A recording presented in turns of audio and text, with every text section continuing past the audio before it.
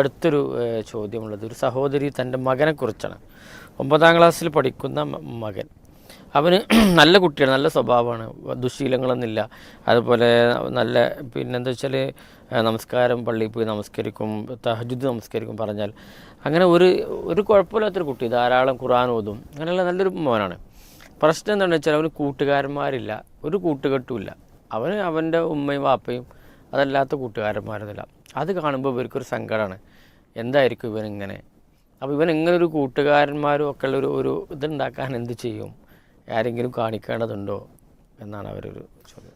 നമുക്ക് ഈ ചോദ്യത്തിൽ നിന്ന് നമുക്ക് അവനെ പൂർണ്ണമായി മനസ്സിലാക്കാൻ കഴിയില്ല എന്ന് എനിക്ക് തോന്നുന്നത്. ഇവൻ എന്തായാലും ഇപ്പോൾ ഒരു സ്കൂളിൽ പഠിക്കുന്നുണ്ടാവുമല്ലോ, ഒരു സ്കൂളിൽ അവൻ പഠിക്കുന്നുണ്ടാവില്ലേ, ആ സ്കൂളിൽ അവൻ്റെ പ്രായമുള്ള കുറേ കുട്ടികളുണ്ടാവില്ലേ.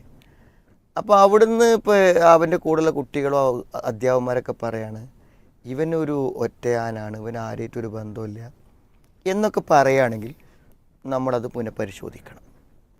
നേരെ മറിച്ച് നമ്മുടെ വീട്ടിൽ അവൻ ഒറ്റപ്പെട്ട് കഴിയുന്നു എന്നുള്ളത് എന്താ വെച്ചാൽ അവൻ ഇടപഴകാൻ ആഗ്രഹിക്കുന്ന സ്വഭാവമുള്ള സാഹചര്യമുള്ള കുട്ടികളില്ലെങ്കിൽ എന്ത് ചെയ്യും? കുട്ടികൾ വിട്ടു നിൽക്കും. അതാണോ ഇത്?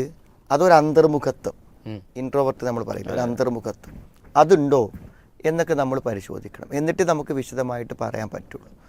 അങ്ങനെ ഇപ്പോൾ വീട്ടിൽ നിന്ന് ഒരു കൂട്ടുകൂടലൊന്നും ഉണ്ടായില്ല എന്ന് വിചാരിച്ചിട്ട് ഇപ്പോൾ എന്തെങ്കിലും വൈകല്യം ഉണ്ടെന്നൊന്നും ചിന്തിക്കേണ്ട കാര്യമില്ല. സ്കൂളിലൊന്ന് നിരീക്ഷിക്കണം, നല്ലതാണ്. സ്കൂളിൽ അവൻ കുട്ടികളുമായിട്ടൊരു അടുപ്പമുണ്ടോ, സംസാരിക്കുന്നുണ്ടോ എന്ന് ചോദിക്കേണ്ട കാര്യമുള്ളൂ. അങ്ങനെ ഉണ്ടെങ്കിൽ എന്ത് ചെയ്യുക? അതിനെപ്പറ്റി വ്യാകുലപ്പെടേണ്ട കാര്യമില്ല. കാരണം ഇവിടെ അവന് പെരുമാറാൻ പറ്റിയ ആൾക്കാരില്ലാത്തതുകൊണ്ടാവാം അവൻ വിട്ടു നിൽക്കുന്നത് എന്ന് വിചാരിക്കുന്നതാവും നന്നാവും.